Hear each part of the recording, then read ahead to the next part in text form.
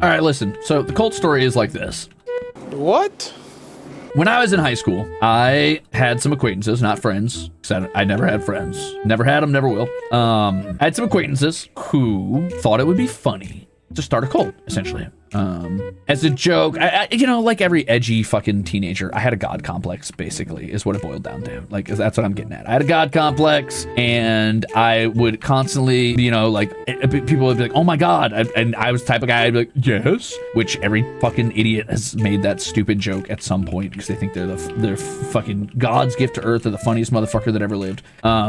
Anyway, at some point, that joke kept going a little bit too far, and people kept being like, oh, Ruze, like, you know, like my friends were like, Ruze, like, if we did have a church, like, what would my role be? I'm like, I don't fucking know. They're like, well, just, you know, if you had to guess. I'm like, fucking, you'd be the chaplain, or you'd be like a cardinal, or you'd be like a saint, or whatever.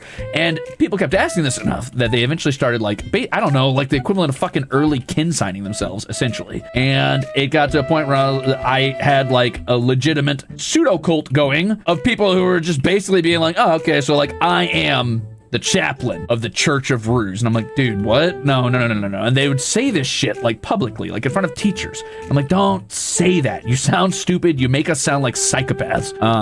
And they kept going and kept going and kept going. And it got to a point where I had to be like, all right, don't talk about it around me. I don't care what you do on your own. Don't talk about it around me. And that was fine for a while, and I thought it died off and they gave it up and left it alone. Turns out they did not. A couple of them were underclassmen. So I left high school. I went off to college or whatever.